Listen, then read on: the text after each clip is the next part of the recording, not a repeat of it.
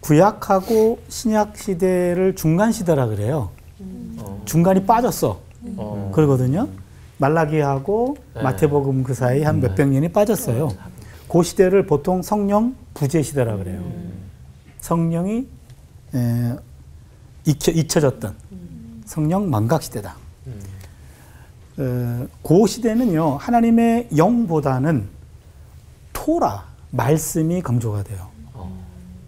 그래서 성령과 대면하는 것은 아주 드물어지고 거룩한 책, 거룩한 말씀, 오경에서만 하나님을 만날 수 있다.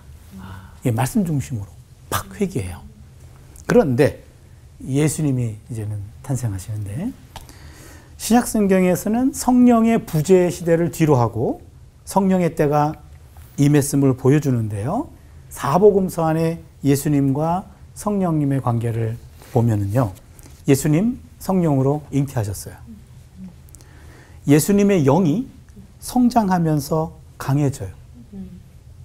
예수님이 세례 받으실 때도 성령이 임했어요.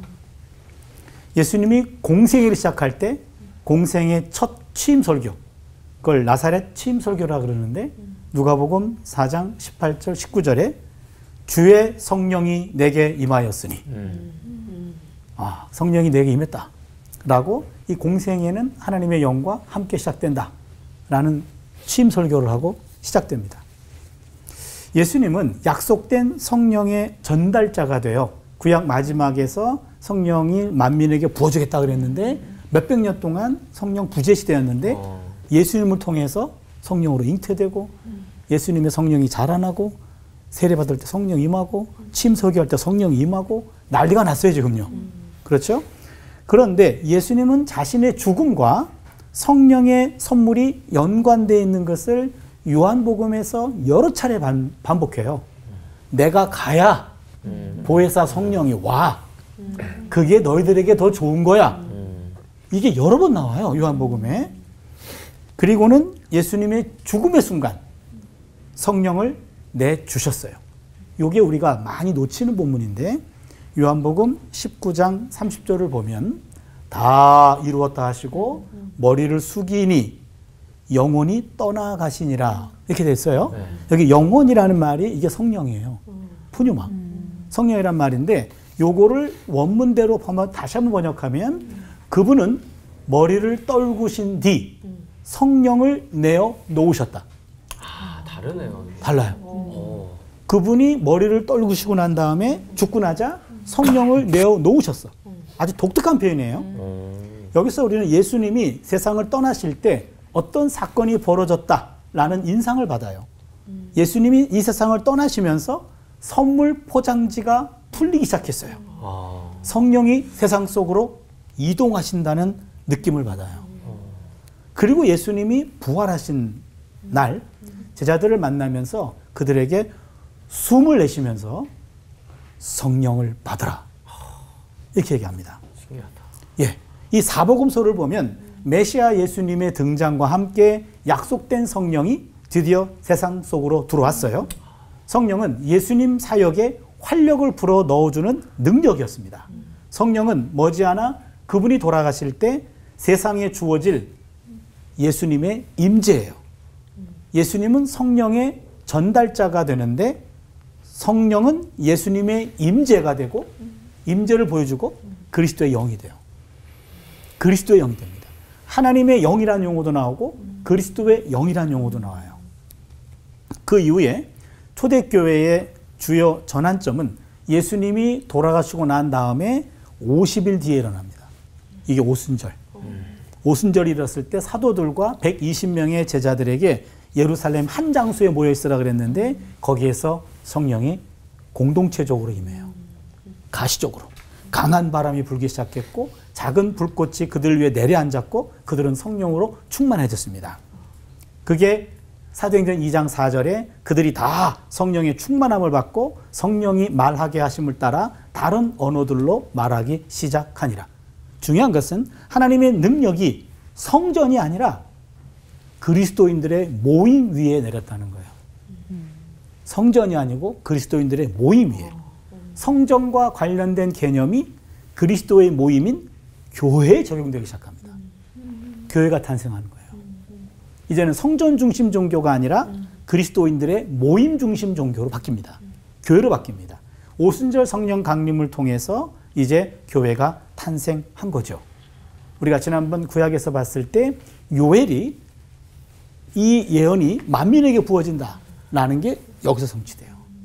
베드로가 사도행전 2장에 요엘서를 그대로 인용해요. 성경 보면 여러분 그대로 나와요.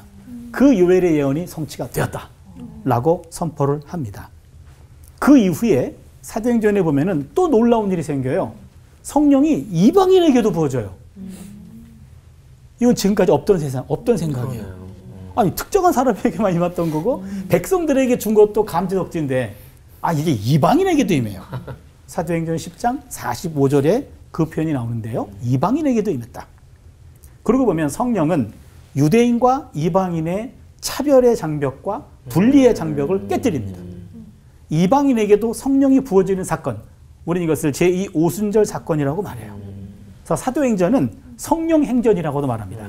성령이 어떻게 역사하시는가. 굉장히 노골적으로 공개적으로 강력하게 역사해요. 구약에서는 있을 수 없는 생각입니다. 제가 지금 표정이 바뀌고 있죠. 구약 얼굴에서. 그리고 나서는 성령 시대가 열려서 교회가 이제 열어지는데 바울이 에베소에 가서요. 12명의 새로운 제자들을 만났어요. 너희들이 성령을 받았느냐?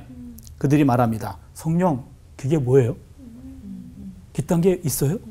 이렇게 된 거예요. 성경에 그대로 나와요. 성령의 계심도 듣지 못했습니다. 라고 말해요. 예수를 믿었어요. 제자들이에요. 세례를 받았어요. 근데 제자인데 성령이 없어. 바울이 그들을 위해서 기도해 줬고요. 성령을 받았고 방언도 했고 예언도 했습니다. 에베소판 오순절 성령 강림 사건이라고 해요. 성령과의 만남이 없이는, 성령 체험이 없이는 예수님을 따른다라는 것은 신약 성경에서는 이제는 비정상이에요. 구약에서 성령 받으면 특별한 사람, 신약에 성령 못 받으면 비정상적이 됐어요. 그 사람이 특별해. 그렇죠. 그 사람이 특별하네요. 예, 아주 빈약한 제자도에 머물게 되는 거죠. 그래서 이제는 바울은 말합니다. 성령을 소유하지 않은 사람은 누구도 그리스도에게 속할 수 없다. 하나님의 사람은 나 그리스도의 영을 받은 사람이다. 그러게 신약에 와가지고는 예수님의 제자가 되는 것은 예수님을 믿는 믿음, 그리고 예수님의 이름으로 세례를 받고 또한 성령까지 받아야, 그래야 예수님의 제자가 되는 겁니다. 참 제자도는 날마다 성령이 충만해서 성령의 열매를 맺어가는 거예요. 그게 성령의 9가지 열매, 사랑과 희락과 화평과 오래 참음과 자비와 양선과 충성과 온유와 절제. 이것이 우리 안에 있고 이것이 조금씩 매일매일 익어가는 거예요. 이것이 인격화돼 가지고 익어가는 겁니다. 오늘 하루도 이 성령의 열매가 익어가는 거예요. 아멘. 요 익히는 작업이 바로 우리가 감당해야 될 몫인 줄로 믿습니다. 아멘. 기도합니다. 성부와 성자와 성령 하나님, 오늘도 성령을 우리에게 충분히 채우셔서 성령의 열매로 익어가게 하여 주시옵소서. 예수님의 이름으로 기도드립니다. 아멘. 가끔 권사님들이 이런 말씀하실 때 조금 답답하시더라고요. 집에 계신 박 권사님도 자주 말씀을 하시는데, 우리처럼 믿는 사람들은 이 땅이 아니라 하늘나라를 보고 살아요. 그렇죠. 근데 그거 쉽지 않지. 그럴 때는 말씀을 붙들어매. 말씀. 그 무슨 말씀이에요? 무슨 말씀을 붙들어매야 되는지, 어떻게 하면 이 본향과 영생을 보는 눈을 가질 수 있는지, 어떤 신약의 말씀을 붙들어매면 좋을까요? 구약은 안 돼요? 네, 안 돼요. 신약입니다. 오늘은 신약입니다. 신약에서 신약 넣어야 돼요. 신약 네. 넣어야 돼요. 네. 네. 그게 그 권사님의 퍼스펙티브는 맞는 것 같아요. 영생을 봐야 된다. 무슨 하나님 나라잖아요. 일종의. 그러니까 우리네 삶의 중심은 항상 내 종말에 있잖아요. 근데 마지막 때 그 모습에서 오늘을 조명해 보는 종말론적 시각에서 우리 삶을 보거든요. 그때 그렇게 된다면 우리가 추구하는 모든 것들이 조금 상대화되는 것들이 많이 있거든요. 하나님 앞에서 평가받지 못할 것들을 가지고 아동바동할 필요 없잖아요. 그렇죠. 그렇죠. 항상 종말론적 시각에서 나를 비춰본다. 그런 건데 말씀을 붙잡아야 된다. 권사님의 그 말씀은 저는 100% 존중해 드리는데 어떤 말씀을 붙잡아야 되느냐. 저는 요한계시록에 있는 말씀 몇 가지를 잡아야 될 것 같아요. 요한계시록에 제가 영생이다 뭐 이렇게 하나님 나라 그러면은 아무래도 요한계시록이 더 리얼하게 얘기하고 있기 때문에 첫 번째는 요한계시록 22장 12절 22장 12절 보라 내가 속히 오리니 내가 줄 상이 4개 있어 각 사람에게 그가 행한 대로 갚아주리라. 두 가지예요. 속히 온다. 임박한 종말이죠. 속히 온다. 그러니까는 너 지금 뭐 내일 모레 할 게 아니라 당장 오늘부터 해야 돼. 오늘 올지 몰라. 속히 오. 모아서 뭐 할 건자? 뭐 하냐? 네가 행한 대로 갚아줄 거야. 이거요. 이게 최후의 심판이 있다. 라는 것을 우리가 잊지 말아야 돼요. 최후의 심판. 이 말은 성경에 많이 나와요. 그러니까 예레미야 17장 10절 같은 경우는 나 야훼는 심장을 살피며 폐부를 시험하고 각각 그의 행위와 그의 행실대로 보응하나니. 보세요. 심장, 폐부는 어디예요? 원어가 켈라요트인데 이거는 신장, 콩팥이에요. 그래서 하나님이 심장하고 콩팥을 본다. 근데 심장은요, 구약성경에서 심장을 내부라는 말인데 이거는 인지기관이에요. 인지기관. 무슨 말이냐면 의지와 결단의 자리예요. 결단했어. 그건 심장이 합니다. 의지와 결단, 지적 결단, 심장이에요. 근데 폐부, 신장, 콩팥. 네. 콩팥이라는 것은 감각기관이에요. 이거는 감정과 정서의 자리예요. 신장이요. 신장. 기분 상했어. 그거는 신장에서 느끼는 거예요. 콩팥에서. 이거 구약의 인간학이에요. 구약의 구약의 인간에서. 인간학이에요. 그러니까 뭐 의사들한테 의학적으로 네. 그렇죠. 의학적으로 뭐 이럴 수도 있으시죠. 네. 구약 성경에서 보는 인간학인데 하나님은 인간의 심장과 심장을 살피시는데 심장은 무슨 생각하고 있는지 심장은 뭐에 어떤 감정에 휩쓸리는지 인간은 두 가지가 우리를 지배하거든요.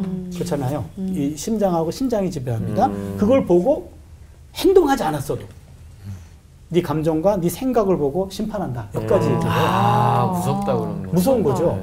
그러니까 이게 요한계시록에서 말하는 속히 온다. 너 내가 심장과 신장을 다 보고 있어. 이 얘기예요. 무섭네 이거. 그러면은 이거 어떻게 살아야 되나? 요한계시록 18장 4절에 이 말이 나와요.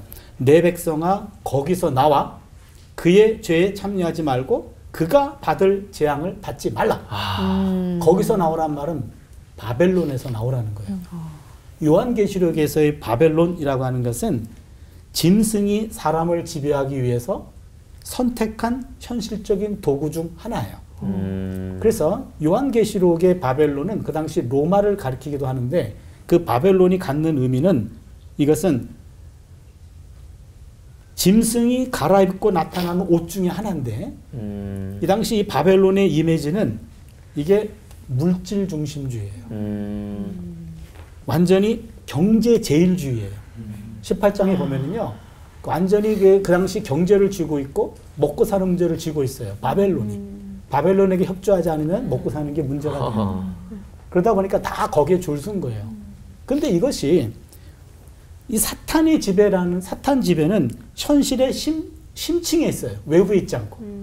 인간들의 내면에 이런 물질, 경제 이거 누구도 자유롭지 않아요. 그렇잖아요. 우리도 정신줄 놓고 살면요. 나도 모르게 돈 되는 일을 하고 있어요. 다 마찬가지예요. 돈 안 되면은 그 일 하고 싶지 않아요. 그게 잘못된 건 아니에요. 근데 그게 절대적 가치가 되고 그것만을 산다 그러면은 바벨론을 바라보고 사는 거예요. 큰 성 바벨론아. 거기서 나와라. 그들이 받을 재앙에서 벗어나라. 이게 지금 제가 두 번째 요한계시록에서 보는 말씀이고 마지막 하나는 뭐 어떻게 살아야 되느냐. 마태복음 25장 40절에 내 형제 중 지극히 작은 자 하나에게 한 것이고 나에게 한 것이다. 이 대목입니다. 바벨론 물질 경제 지상주의에서 나왔던 사람을 돌이키고 내 주변의 약자들을 살펴라는 얘기죠. 그 약자들에게 한 게 곧 나한테 한 거야. 이 얘기죠. 그렇다면 우리가 말씀답고 살아야 돼. 그러면은 적어도 요 세 가지 말씀만 우리가 기억할 수 있다면 속히 오신다. 내 마음 다 보고 있어. 그렇죠? 그러니까 바벨론 지향적 삶에서 회개해. 그다음에 내 주변의 약자들을 돌봐. 그 가난하고 줄이고 헐벗고 그 사람에게 한 것이 곧 예수님에게 한 거라 그랬잖아요. 영생과 영벌을 나누는 것 가장 심각해요. 요 세 가지 말씀만 잡아도 오늘 우리의 삶이 좀 방향을 잡을 수 있지 않을까 생각합니다.